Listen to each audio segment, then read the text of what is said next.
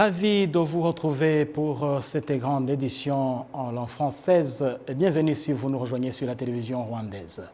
Au menu de cette édition, le Rwanda a accueilli ce jeudi 45 volontaires enseignants de français envoyés par l'Organisation internationale de la francophonie.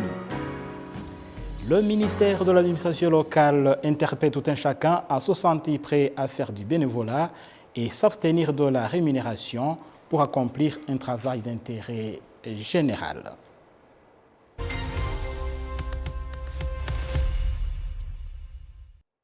Bienvenue encore une fois et merci d'avoir choisi la télévision rwandaise pour cette édition présentée par Jean Damascène Manishimwe. Je le disais, le président de la République, Paul Kagame, estime que même si le Rwanda a beaucoup réalisé dans la voie du développement, le chemin reste encore long pour atteindre sa vision de développement. Le chef de l'État, Paul Kagame, s'est exprimé au cours d'une conférence aux étudiants de Brown University. Dans une session questions-réponses, le président Paul Kagame a répondu à toutes les questions des étudiants, leur fournissant assez d'explications sur différents points de la vie nationale. Le président Paul Kagame est revenu sur le récent accord signé avec le Royaume-Uni sur l'accueil des migrants en provenance de ce pays. Le chef de l'État a souligné que le Rwanda a été motivé dans son choix par l'expérience du passé, mais aussi par le souci d'humanisme. This problem of dealing with immigrants does not start with what we arrived at as the deal between United Kingdom and Rwanda. Pour bien comprendre ce problème, nous devons d'abord faire un retour dans l'histoire. Cette problématique n'est pas née avec les accords signés entre le Rwanda et le Royaume-Uni. C'est un problème qui date depuis plusieurs années, mais laissez-moi commencer par 2018, quand nous cherchions comment répondre au problème des migrants en Libye qui provenaient de plusieurs pays africains, surtout à l'ouest de ce continent. Ces migrants avaient été bloqués en Libye en tentant de traverser pour l'Europe. Certains perdaient leur vie dans la mer Méditerranée. Et même les passeurs avaient été dépassés. En cette même année de 2018, j'assurais la présidence tournante de l'Union africaine et saisi de ce problème, et je me suis dit, bien que nous ne soyons pas un pays très riche ni très vaste, nous avons toujours une contribution à donner pour surmonter ce défi. C'est alors que nous avons saisi les organisations internationales qui tentaient de résoudre ce problème, les Nations Unies et autres, en leur demandant pourquoi ne pas envoyer ces migrants au Rwanda. Nous avons alors choisi 3 voies pour résoudre ce problème. Ceux qui ont choisi de venir, nous les avons laissés rester dans le pays même. Si le bien-être chez nous n'est pas au-dessus de tout le monde, mais nous pouvons leur offrir mieux que ce qu'ils trouvaient dans les prisons libyennes, là où il n'y avait pas de gouvernement, il n'y avait rien du tout, et dont la vie finissait par la mer Méditerranée en tentant de traverser vers l'Europe. Nous avons alors conclu que ce que peut leur donner notre pays est bien supérieur à tout cela. En deuxième lieu, il s'agissait d'aider ces migrants à trouver des pays d'accueil, mais à partir de ce que nous pouvions leur offrir nous-mêmes, en commençant par une demeure bien paisible. Ou encore, ils peuvent choisir de retourner dans leur pays d'origine et dire « Ce que nous avons traversé nous a montré que ce n'est pas aussi simple d'arriver en Europe. Nous ne voulons continuer à souffrir en Libye et ainsi choisir de rentrer chez eux. » C'est ainsi que tout a commencé. Les tractations de résoudre ce problème datent de ce temps-là. In these camps in Rwanda and taken to Canada, to different parts of Europe, France, the Scandinavian countries, even UK itself and the US, they've been, that has been happening. Le ministre de l'administration locale, Jean-Marie Vianney Gatabazi, interpelle tout un chacun à se sentir prêt à faire du bénévolat et s'abstenir de la rémunération pour accomplir un travail d'intérêt général. Le ministre Gatabazi a fait cette indication en procédant au lancement d'une formation de 5 jours à l'intention d'environ 250 jeunes volontaires qui étaient en provenance de la province de l'Est. Kassim Youssouf nous en dit plus. Lutter contre la propagation de la pandémie de Covid-19 et la distribution des vaccins, préparer des programmes relatifs à la 28e commémoration du génocide perpétré contre les Tutsis, telles sont certaines activités dans lesquelles les jeunes ont été beaucoup plus actifs. Un peu partout sur le territoire national, ces jeunes se retrouvent également aux prises avec des problèmes sociaux, notamment la construction des latrines pour les nécessiteux, des logements, la construction des jardins potagers afin de lutter contre la malnutrition et de la consommation des drogues et stupéfiants. Dans le cadre du renforcement des capacités de ces jeunes afin d'accélérer le développement et le bien-être social, 253 jeunes volontaires de la province de l'Est participent à une formation de 5 jours au centre de formation de la police nationale à Gishari et dit s'attendre à beaucoup bénéficier de cette formation.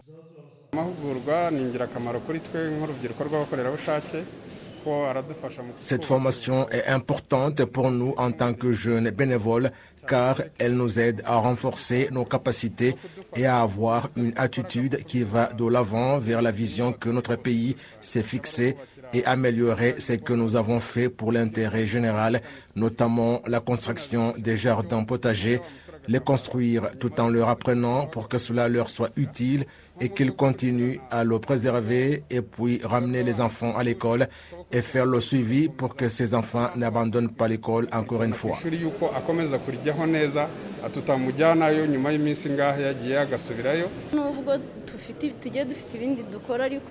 Même si nous avons autre chose à faire, nous devons également faire du bénévolat et avec amour. Nous allons changer la manière par laquelle nous procédions et ensuite encourager les autres à venir nous rejoindre.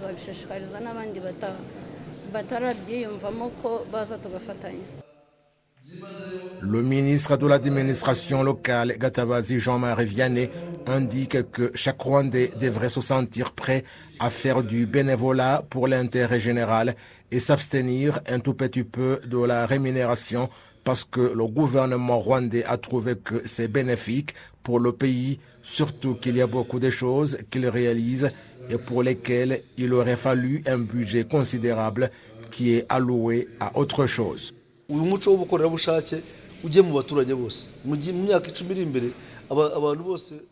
Que cette culture touche toute la population et dans les 10 prochaines années, toutes les personnes seront des volontaires. Le volontariat est une activité que l'on doit réaliser, le faire pour d'autres personnes dans l'intérêt général sans récompense, que le médecin soigne gratuitement la communauté, que l'ingénieur agronome aille enseigner la population et que le vétérinaire aille aider gratuitement les habitants de sa région, que le maçon les aide à construire gratuitement pendant les 5 ou 10 jours de bénévolat. C'est cela le volontariat. Ceci nous aide à assurer la sécurité, à protéger les ports, à lutter contre la fraude, lutter contre des boissons frélatées qui tuent les gens, ce qui nous aide à lutter contre les personnes qui violent les jeunes filles, nous aide à ramener les enfants à l'école. En fait, nous leur demandons beaucoup. L'on compte actuellement au Rwanda environ 487 416 volontaires avec diverses compétences et capacités. La suite de ce journal dans les affaires au Rwanda, il y a une société Canal+ qui intervient dans le domaine des médias. Et pour parler des réalisations de cette société dans nos pays, nous avons l'honneur d'accueillir la directrice générale de la société Canal+ au Rwanda, Madame Sophie Tchatchoua. Bienvenue. Merci beaucoup, Monsieur Namishimwe. Oui, pour commencer, vous intervenez dans le domaine de l'industrie du cinéma. Comment avez-vous d'abord trouvé cette industrie au Rwanda? Alors tout d'abord, je trouve que c'est une industrie riche de talents. Les dernières récompenses à Berlin, au festival prestigieux de Berlin, de Kivu avec le film Father Day et puis aussi Neptune Frost à Cannes sont des exemples de talents rwandais. Donc pour moi déjà, c'est une industrie talentueuse et qui est maintenant reconnue à l'international. Deuxièmement, c'est aussi une industrie riche en ambition puisqu'elle a l'ambition de structurer le secteur avec notamment le Rwanda Film Office du RDB. Au-delà de structurer, développer évidemment les talents et les compétences dans l'industrie et aussi investir dans les infrastructures comme des salles de cinéma. Donc moi je trouve que c'est un secteur qui est en train de se dynamiser et on a beaucoup de talents ici. Un secteur en pleine évolution. Exactement. Alors que comptez-vous faire pour appuyer, aider ce secteur à se développer davantage? J'espère que vous avez plein de projets. Alors on a plein de projets. La première chose, on a déjà fait beaucoup. Le groupe Vivendi, qui est la maison mère, a investi dans les industries créatives en 2020 en lançant 3 activités. Canal+, évidemment, Canal Box, la fibre, et Canal Olympia, salle de spectacle et de cinéma, qui est là pour mettre en valeur les talents au Rwanda. Et donc si pour parler de Canal+, que je dirige et que j'ai lancé ici, Canal+ a l'ambition évidemment d'être le premier opérateur Pay TV du pays en proposant des contenus locaux et internationaux à prix intéressant. Donc qu'est-ce qu'on fait évidemment pour développer au niveau de Canal+, pour faire développer cette industrie? La première chose, c'est qu'on propose sur notre plateforme des chaînes locales et donc c'est mettre en avant la culture, la richesse du Rwanda. On va évidemment aller plus loin, je n'en dirai pas plus, mais sur la mise en avant du cinéma rwandais, on va aller beaucoup plus loin cette année. Deuxième chose, c'est venir en soutien évidemment à toutes les initiatives créatives.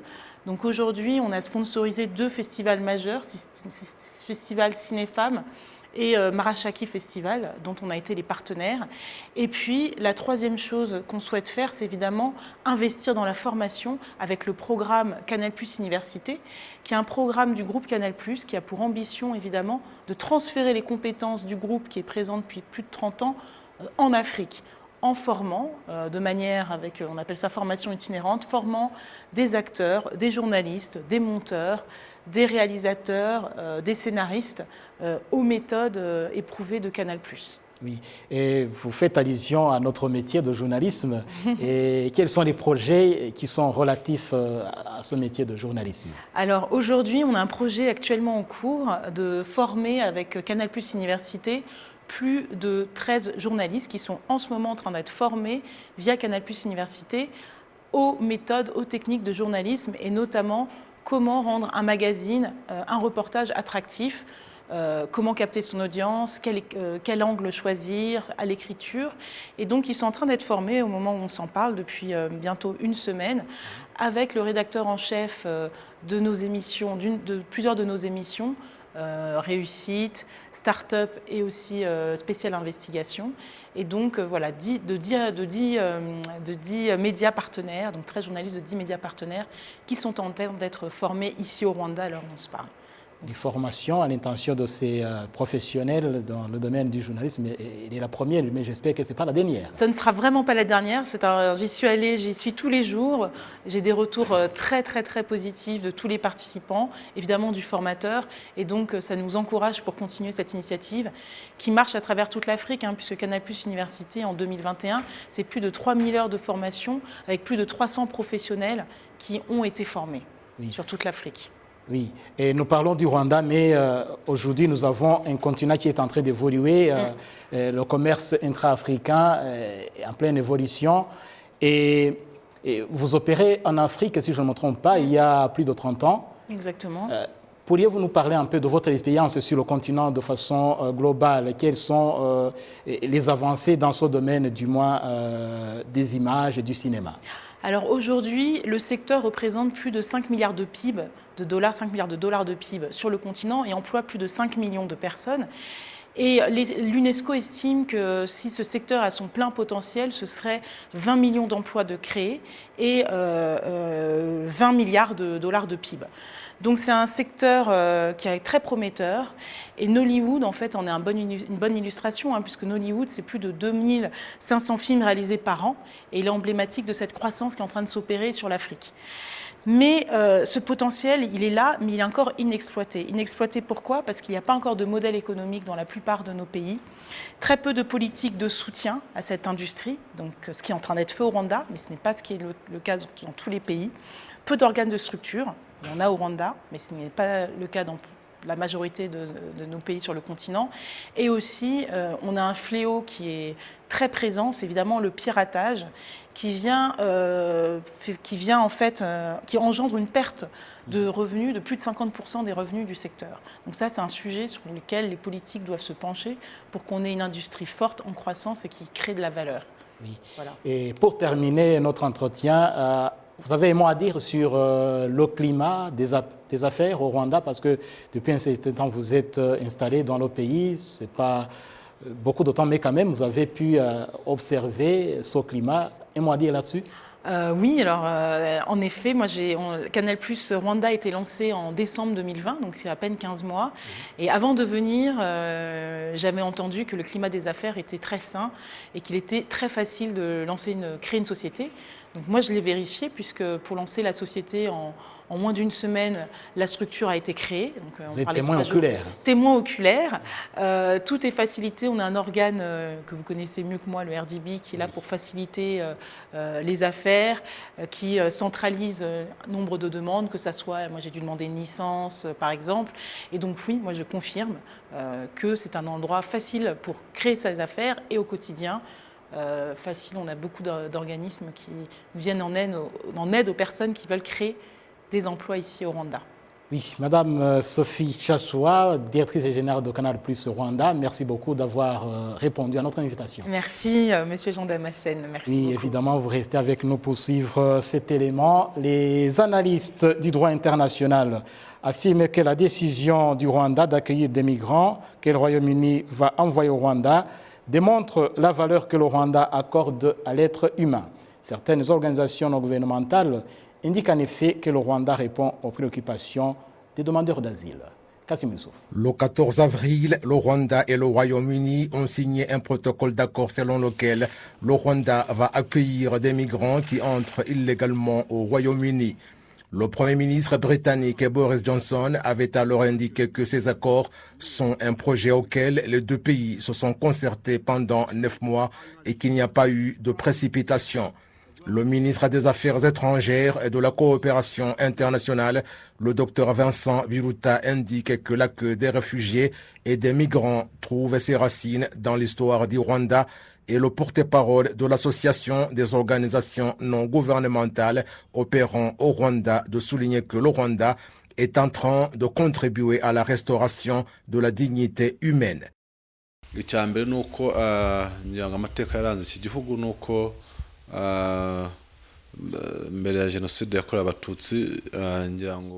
L'histoire qui a caractérisé ce pays est qu'avant le génocide, il y a des personnes qui avaient été condamnées à rester à l'étranger parce qu'ils n'étaient pas autorisés de rentrer au bercail. De nombreux Rwandais ont été des réfugiés et certains dirigeants de ce pays ont vécu cette histoire et savent ce que c'est être réfugié. Et après le génocide commis contre les Tutsis, le gouvernement a rapatrié plus de 2 millions de réfugiés rwandais. Suite à cette histoire, le gouvernement est en train d'apporter sa contribution pour restaurer la dignité de ces personnes.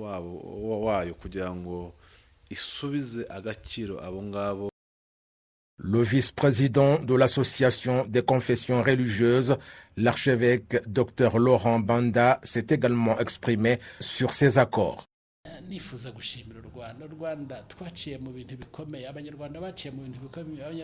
Je voudrais remercier le Rwanda. Les Rwandais avons vécu des moments difficiles.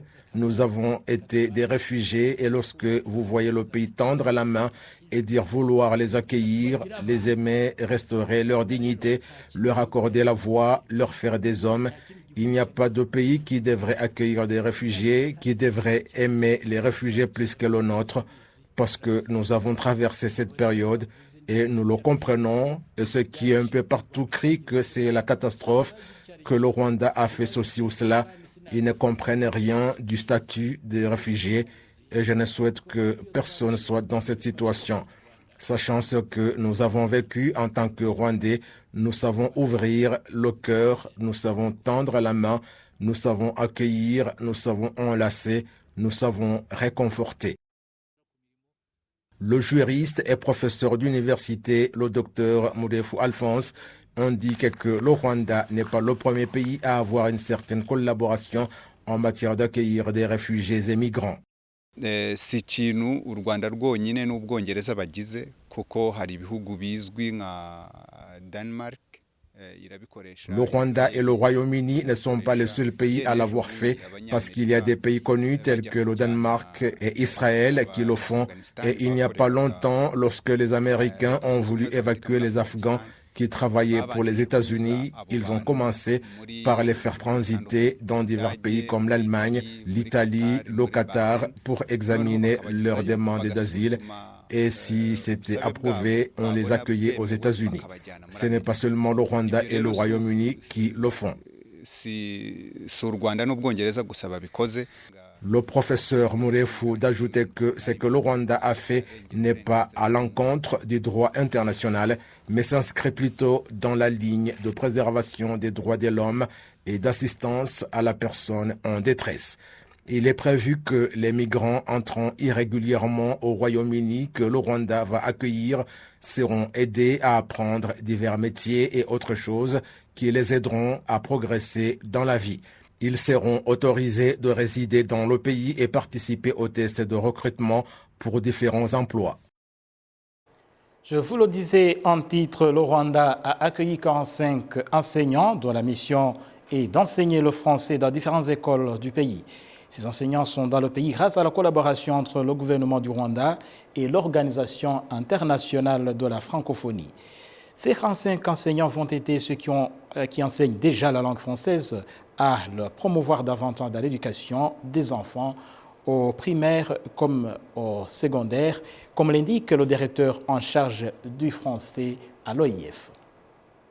C'est une langue qui est une langue d'ouverture à l'international, une langue qu'il faut décomplexer, une langue qui doit être justement la mission de nos enseignants volontaires et de porter le message d'une langue utile, d'une langue fonctionnelle, d'une langue qui va permettre aux apprenants d'être des citoyens du monde, une langue qui va leur ouvrir les portes de la professionnalisation, du travail à l'international, de l'autonomisation. C'est cette langue décomplexée que porte haut et fort le plaidoyer politique de notre secrétaire général, la langue française. C'est une langue internationale qui doit être utile et fonctionnelle et surtout qui doit être dans un rapport de cohabitation et de pacifique, un rapport pacifique avec les autres langues. Ainsi, au Rwanda, elle doit côtoyer de façon harmonieuse le Kinyarwanda, l'anglais et le swahili. Ces professeurs de français proviennent de 11 pays et seront affectés dans différentes écoles à travers le Rwanda pour enseigner le français pendant 2 ans, une expérience qui fait déjà la joie de ces enseignants eux-mêmes.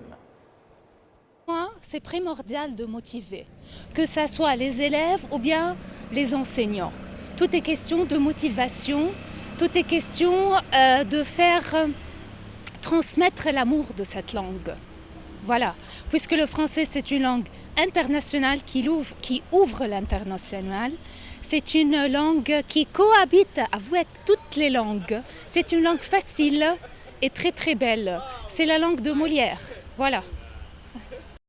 Le ministère de l'Éducation au Rwanda indique que lorsque l'objectif d'enseigner convenablement la langue française au Rwanda sera atteint, les Rwandais y trouveront du bénéfice, comme l'a indiqué Léon Mugenzi. Il est chargé de l'enseignement à l'Office rwandais de l'éducation de base. Aujourd'hui, nous avons ces 45 enseignants volontaires qui vont justement être déployés dans différentes institutions scolaires et plus principalement dans les centres de formation d'enseignants, c'est-à-dire les TTC, Teacher Training Colleges.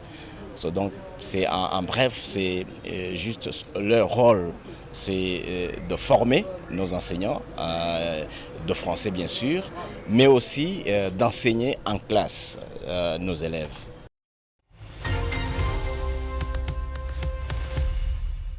Au nom de toute l'équipe qui a contribué à la réalisation de ce journal, Jean Damascène Manichimwe, je vous remercie et bonne poursuite des programmes de la télévision rwandaise.